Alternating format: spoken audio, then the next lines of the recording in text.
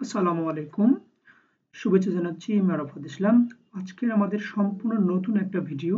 এই ভিডিওটি মূলত একটা প্রবলেম বেসিস এর উপর ভিত্তি করে তৈরি করা। তো কথা না বাড়িয়ে আমি প্রথমত আমাদের যে ফ্লাটার আইডিটা দ্যাটস মিন আমাদের যে অ্যান্ড্রয়েড স্টুডিও ওপেন করা হয়েছে সেখানে আমি চলে যাব। খেয়াল করুন যে আমি একটা প্রজেক্ট যেখানে প্রজেক্টের নাম হচ্ছে গেডেক্স স্টেট ম্যানেজমেন্ট।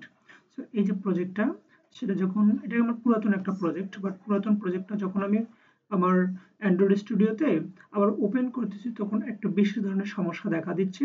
দ্যাটস মিন আপগ্রেডেশনের যে সমস্যা সেই জিনিসটা দেখা দিচ্ছে এবং সেক্ষেত্রে আমি ভাবলাম যে যাই হোক এই সমস্যা তো যেহেতু ফ্লাটার আপডেট হয়েছে তো সেই জায়গায় একটু সলিউশন আনার চেষ্টা করলাম।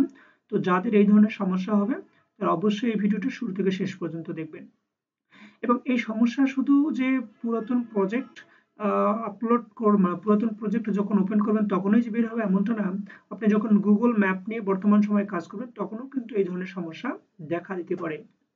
তো প্রথমত আমরা সমস্যাটা ইন্ডিকেট করি। খেয়াল করুন যে আমি এই প্রজেক্টটা প্রথমত রান করলাম। রান করার পর আমি একটু অপেক্ষা করব। খেয়াল করুন। তো এখানে খেয়াল করুন যে আমি প্রজেক্টটা রান করার পর কিন্তু আমাদের এই ধরনের একটা এরর দেখা দিচ্ছে। সো এরর দেখা দিচ্ছে এবং আমরা যখন নিচের দিকে যাব তখন বলতেছে যে ফ্লাটার ফিক্স। আমরা যদি ফিক্স করতে যাই সেক্ষেত্রে বলছে যে compile using compile SDK 35 requires adapt Gradle plugin 8.1.0 or higher এবং সিমিলারলি আবার বলেছে যেখানে please upgrade to newer AGP version the version of AGP that you project use is likely defined in.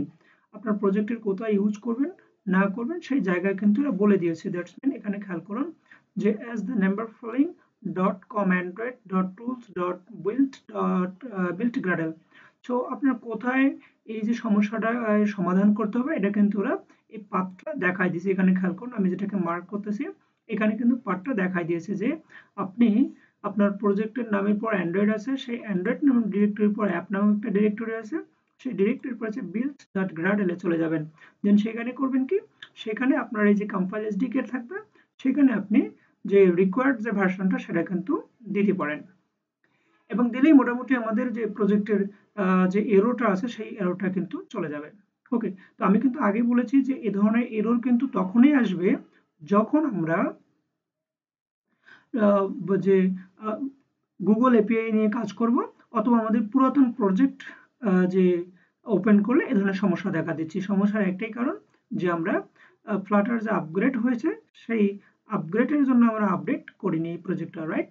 তো চলুন আমি প্রথমত এই যে ডিরেকশন দেওয়া রয়েছে যে এখানে আমাদের প্রজেক্টের নামে পড়েছে অ্যান্ড্রয়েড, হ্যাঁ, দেন অ্যাপ, তারপর build.gradle। আমি এই লোকেশনে চলে যাব, ওটা একটু স্কিপ করে নিলাম এবং খেয়াল করুন যে আমাদের অ্যান্ড্রয়েডের পর অ্যাপের পরে হচ্ছে build.gradle যেটার কথা বলছিলাম।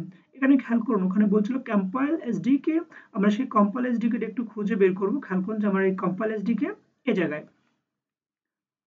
তো কম্পাইল এসডিকে ওরা বলছিল যে 35 রিকোয়ার্ড অর হায়ার, বাট আমরা যে কাজটা করব সেটা হচ্ছে যদি এখানে 35 দেই তাহলে আমাদের কিছু সমস্যা দেখা দেয়, বাট সেক্ষেত্রে যেটা হবে আমি এখানে 34 দিয়ে রান করব। ওকে, তো আপনিও চাইলে কি সমস্যা দেখা দেয় সেটা কিন্তু দেখতে পারেন, বাট আমি যেহেতু 34 দিয়ে হচ্ছে বেস্ট সলিউশন সেক্ষেত্রে আমি এই 34 দিয়েই রান করে আপনাকে সলিউশন করে দেখাবো। ওকে, তাহলে আমি এখানে কিন্তু শুধু 34 দিলাম এবং আমার যথারীতি আমার যে ফ্লাটার প্রজেক্ট সেটাকে ওপেন করলাম। ওকে, সরি, রান করতে দিলাম। তো খেয়াল করুন যেখানে আমাদের যে প্রজেক্টটা ইতিমধ্যে রান হয়ে গেছে এবং একটু অপেক্ষা করুন। রাইট, জি। তো এই হচ্ছে আমাদের প্রজেক্টটা যেখানে আমি হোম স্ক্রিনে দিয়েছিলাম যে অ্যাপ বারের ভিতর যে স্ন্যাক বার স্ক্রিন। সো আমি কিন্তু স্ন্যাক বার স্ক্রিনটা পেয়ে গেছি।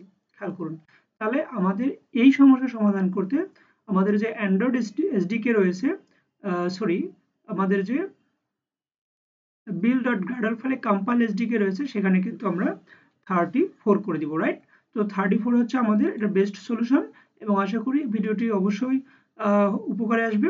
যদি আপনার উপকার হয়ে থাকে এবং আপনি যদি সমস্যার সমাধান করে থাকেন তাহলে অবশ্যই কমেন্ট বক্সে জানাবেন এবং আমাদের চ্যানেলটি সাবস্ক্রাইব করবেন।